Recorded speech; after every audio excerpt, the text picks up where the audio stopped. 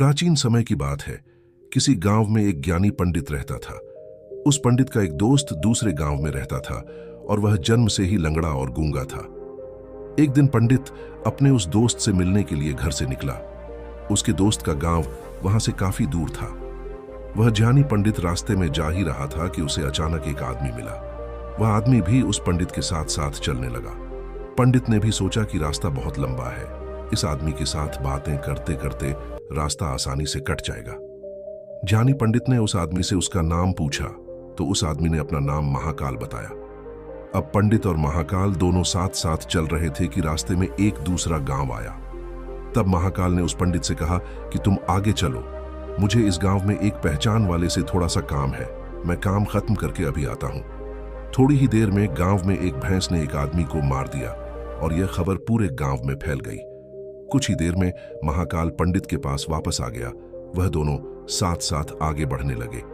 थोड़ी दूर जाने पर रास्ते में एक और गांव आया तो महाकाल उस पंडित से बोला कि इस गांव में थोड़ा सा काम है, तुम चलो, मैं काम खत्म करके आता हूं। उस आदमी के जाने के कुछ ही समय के पश्चात उस गांव में आग लग गई। वह पंडित अब सोचने लगा कि यह आदमी जहां जहां जाता है वहां पर कोई ना कोई बुरी घटना जरूर घटती है।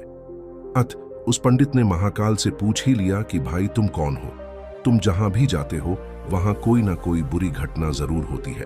पंडित की बात सुनकर महाकाल बोला कि मैं यमदूत हूं, मनुष्यों के प्राण हरण करना मेरा काम है। उसके बाद पंडित ने महाकाल से पूछा कि तुम यमदूत हो तो यह बताओ कि अगली मृत्यु किसकी होने वाली है। तब महाकाल ने कहा कि अगली मृत्यु तुम्हारे उस मित्र की होने वाली है जिससे तुम मिलने के लिए जा रहे हो। वह पंडित सोचने लगा, यदि ऐसी बात है तो मैं अपने मित्र से मिलने नहीं जाऊंगा। यह सोचकर पंडित वापस अपने गांव की तरफ जाने लगा। महाकाल ने पंडित को वापस जाते हुए देखकर कहा कि तुम जो सोच रहे हो ऐसा कुछ भी नहीं होगा। होनी एक अटल सत्य है, इसलिए होकर ही रहेगी। थोड़ी देर में उस पंडित ने देखा कि उसका मित्र उससे मिलने के लिए बड़ी तेजी से चला आ रहा है। जैसे ही उसका मित्र उस पंडित के पास पहुंचता है, हृदय आघात होने के कारण उसकी मृत्यु हो जाती है। इससे उस पंडित को बहुत बड़ा पछतावा होने लगा। वह पंडित उस महाकाल से पूछता है, अच्छा तुम यह बताओ कि मेरी मृत्यु कब और कैसे होगी। तब महाकाल ने कहा कि तुम्हारी मृत्यु ठीक 6 महीने बाद दूसरे राज्य में फांसी लगने से होगी। पंडित यह बात सुनकर घबरा गया और वह जल्दी से अपने घर पहुंचा और सीधे अपने राज्य के राजा के पास गया और राजा को सारी बात बता दी। तब राजा ने सभी मंत्रियों को बुलाया और इस समस्या का हल पूछा। सभी ने सोचने के बाद यह हल निकाला कि वह पंडित इसी राजमहल में 6 महीने तक रहेगा। राजा ने पंडित के लिए राजमहल में ही रहने की व्यवस्था करवा दी। धीरे धीरे समय बीतता गया। उस पंडित को नींद में चलने की बीमारी थी और यह बात उस पंडित को मालूम भी नहीं थी। जिस दिन उसकी मृत्यु होने वाली थी उसी रात्रि को वह पंडित नींद में राजमहल से बाहर निकल गया। पंडित राजा के यहाँ मेहमान था, इसलिए किसी भी पहरेदार ने उसे जाने से नहीं रोका। वह पंडित राजमहल से निकलकर दूसरे राज्य के राजमहल में जाकर राजा के शयन कक्ष में राजा और रानी दोनों के बीच में जाकर सो गया। सुबह जब राजा की नींद खुली तो उस पंडित को अपने शयन कक्ष में देखकर बहुत क्रोधित हुआ और गुस्से में उस पंडित को फांसी की सजा सुना दी। तब पंडित ने उस राजा को सारी कहानी सुना डाली। पंडित की बातों पर राजा को विश्वास नहीं आया।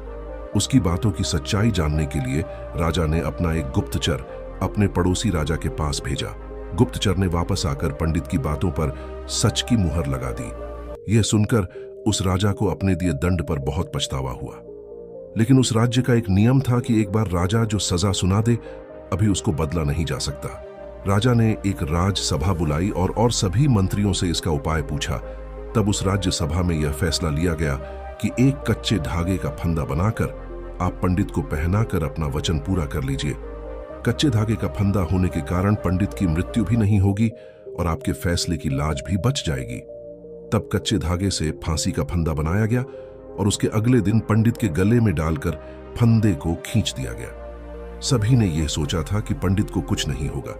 फांसी देते समय धागा तो टूट गया, लेकिन उस कच्चे धागे की वजह से उस पंडित के गले की नस कट गई, जिसकी वजह से उसका खून तेजी से निकलने लगा। ज्यादा खून बह जाने की वजह से उस पंडित की मृत्यु हो गई। इस कहानी से हमें शिक्षा मिलती है कि मृत्यु एक अटल सत्य है।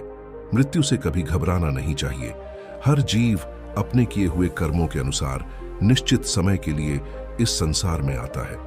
मनुष्य स्वयं चाहे अथवा ना चाहे, लेकिन समयावधि पूर्ण होने के पश्चात इस दुनिया से उसे जाना ही पड़ता है। हमारी दूसरी कहानी है मनुष्य की अच्छाइयों का फल। एक गांव में एक बहुत गरीब सेठ रहता था। उसको गरीब सेठ इसलिए कह रहे हैं कि किसी समय में वह बहुत अमीर था। जब वह बहुत धनवान था तो उसने बहुत पुण्य के कार्य किए। अनाथालय बनाए, गरीबों को खाना खिलाता था और कई गौशाला भी बनवाई। लेकिन समय के साथ साथ वह सेठ बहुत गरीब हो गया। एक ऐसा समय आया जब उस देश के राजा ने एक ऐलान करवाया कि यदि किसी व्यक्ति ने अपने जीवन में पुण्य किए हैं तो वह अपना कोई पुण्य बताकर उसके बदले में उचित फल ले जा सकता है।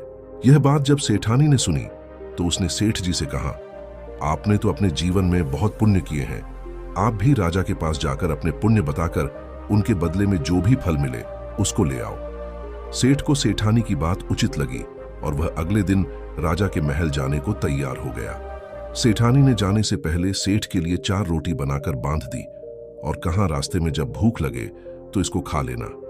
सेठ खाने की पोटली लेकर राजा के महल की तरफ चल दिया। गर्मी का मौसम था, दोपहर भी बहुत हो गई थी। सेठ ने देखा कि सामने एक नदी बह रही है। नदी को देखकर सेठ के मन में ख्याल आया कि सामने पानी भी है और पेड़ की छाया भी है। क्यों ना यहीं बैठकर थोड़ा आराम भी कर लिया जाए और भोजन भी कर लिया जाए। ये सोचकर सेठ ने खाने की पोटली पेड़ के नीचे जमीन पर रख दी और नदी में हाथ मुंह धोने के लिए चला गया। तभी वहां पर एक कुत्तियां अपने बच्चों के साथ आ गई। सेठ जैसे ही हाथ मुंह धोकर पानी से बाहर आया तो कुत्तियां उसको देखकर अपनी पूंछ हिलाने लगी, क्योंकि उसे सेठ के पास से रोटी की खुशबू आ रही थी। कुत्तियां और उसके बच्चों को देखकर सेठ को दया आ गई और उसने पोटली में से 2 रोटी निकालकर उस कुत्तियां को डाल दी। कुत्तियां को बहुत भूख लग रही थी। उसने बिना समय गवाए दोनों रोटी खा ली। रोटी खाने के पश्चात कुत्तियां फिर से सेठ के मुंह की तरफ देखने लगी। सेठ ने सोचा कि इसके 4-5 बच्चे भी हैं और वह इसका दूध भी पीते होंगे। 2 रोटी से इसकी भूख नहीं मिटी होगी। ये सोचकर सेठ ने बची हुई दोनों रोटियां भी उसको डाल दी और पानी पीकर राजा के महल की तरफ चल दिया। सेठ राजा के राजमहल पहुंचा और राजा को अपने किए हुए पुण्य कार्यों की गिनती कराने लगा। सेठ ने अपने जीवन में जो भी पुण्य के कार्य किए थे सब राजा को विस्तार पूर्वक बताएं और अपने किए हुए पुण्य के कार्यों का फल मांगने लगा। राजा ने ध्यानपूर्वक उसकी बात सुनी और कहा, आपने जो भी अपने कार्य बताए हैं उसका कोई भी फल नहीं है। अगर आपने कोई और भी पुण्य किया है तो वह भी बताएं, शायद मैं आपको उनका कुछ फल दे पाऊं। सेठ राजा की बात सुनकर कुछ नहीं बोला और यह कहकर वापस जाने लगा कि अगर मेरे इतने पुण्य का कोई फल नहीं है तो गिनती कराना बेकार है और अब मुझे यहां से चले ही जाना चाहिए। जब सेठ वापस जाने लगा तो राजा ने सेठ को बुलाया और कहा कि कल भी आपने एक पुण्य किया था, उसके बारे में तो आपने बताया भी नहीं। सेठ राजा की बात सुनकर सोचने लगा कि कल तो मैंने कोई भी पुण्य नहीं किया था। राजा कौन से पुण्य की बात कर रहे हैं? राजा सेठ को देखकर बोले कि कल तुमने एक कुत्तिया को 4 रोटी खिलाई थी और तुम उस पुण्य कर्म को भूल गए। तुम अपने कल के किए हुए पुण्य के बदले में जो भी मांगना चाहो मांग सकते हो, वह तुम्हें अवश्य मिल जाएगा। सेठ ने कहा कि राजा जी, आप ऐसा क्यों कह रहे हो? मेरे पिछले सभी कर्मों का आपने कोई मोल नहीं लगाया और एक कुत्तिया को खिलाई गई 4 रोटियों का मूल्य क्यों लगा रहे हो? राजा ने सेठ को कहा कि जो पुण्य तुमने याद रखे और गिनकर लोगों को बता दिए वह सब बेकार है। राजा ने कहा, जो भी कर्म तुम करते हो और लोगों को सुना देते हैं वह सब व्यर्थ हो जाते हैं। कल जो पुण्य तुमने कुत्तिया को रोटी खिलाकर किया वह सबसे श्रेष्ठ कर्म था, क्योंकि तुम उस पुण्य को करके भूल गए। उस पुण्य के बदले में तुम मेरा पूरा राज्य की मांग लो तो भी बहुत कम है। सबसे बड़ा दान वही है जो एक हाथ से किया जाए तो दूसरे हाथ को भी पता न चले कि दान किया है। राजा ने सेठ को बहुत सारा धन देकर विदा किया और सेठ सेठानी पहले की तरह अमीर हो गए। दोस्तों, इस कहानी से हमें यही शिक्षा मिलती है कि जीवन में हमेशा भलाई के काम करनी चाहिए और भलाई करने के बाद उसको जताना भी नहीं चाहिए। आपको यह कहानी अच्छी लगी हो तो व्हाट्सएप और फेसबुक पर जरूर शेयर कीजिए। आगे बोनस वीडियो है, वीडियो को पूरा देखें। 5 चीजें जो आपको नहीं करनी चाहिए और क्यों। दोस्तों, जाने अनजाने हम ऐसी कई चीजें करते हैं जो हमारे पर्सनल डेवलपमेंट के लिए ठीक नहीं होती। वैसे तो इन चीज़ों की लिस्ट बहुत लंबी हो सकती है, पर मैं आपके साथ सिर्फ 5 ऐसी बातें शेयर कर रहा हूं जो मैं फॉलो करता हूं। हो सकता है कि आप ऑलरेडी इनमें से कुछ चीज़ें प्रैक्टिस करते हो, पर अगर आप यहां से कुछ ऐड ऑन कर पाते हैं तो डेफिनेटली वो आपके लाइफ को बेटर बनाएगा। So let's see those 5 things. 1, दूसरे की बुराई को एंजॉय करना। ये तो हम बचपन से सुनते आ रहे हैं कि दूसरे के सामने तीसरे की बुराई नहीं करनी चाहिए, पर एक और बात जो मुझे जरूरी लगती है वो ये कि यदि कोई किसी और की बुराई कर रहा है तो हमें उसमें इंटरेस्ट नहीं लेना चाहिए और उसे एंजॉय नहीं करना चाहिए। अगर आप उसमें इंटरेस्ट दिखाते हैं तो आप भी कहीं ना कहीं नेगेटिविटी को अपनी ओर अट्रैक्ट करते हैं। बेहतर तो यही होगा कि आप ऐसे लोगों से दूर रहे, पर यदि साथ रहना मजबूरी हो तो आप ऐसे टॉपिक्स पर डेफ एंड डम हो जाएं, सामने वाला खुद ब खुद शांत हो जाएगा। फॉर एग्जाम्पल, यदि कोई किसी का मजाक उड़ाया रहा हो और आप उस पर हंसे ही नहीं तो शायद वो अगली बार आपके सामने ऐसा ना करे। इस बात को भी समझिए कि जनरली जो लोग आपके सामने औरों का मजाक उड़ाते हैं वो औरों के सामने आपका भी मजाक उड़ाते होंगे, इसलिए ऐसे लोगों को डिस्करेज करना ही ठीक है। 2, अपने अंदर को दूसरे के बाहर से कंपेयर करना। इसे इंसानी डिफेक्ट कह लीजिए या कुछ और, पर सच ये है कि बहुत सारे दुखों का कारण हमारा अपना दुख ना हो कि दूसरे की खामोशी होती है। आप इससे ऊपर उठने की कोशिश करिए। इतना याद रखिए कि किसी व्यक्ति की असलियत सिर्फ उसे ही पता होती है। हम लोगों के बाहरी यानी नकली रूप को देखते हैं और उसे अपने अंदर के यानी कि असली रूप से कंपेयर करते हैं। इसीलिए हमें लगता है कि सामने वाला हमसे ज्यादा खुश है, पर हकीकत यह है कि ऐसे कंपैरिजन का कोई मतलब ही नहीं होता है।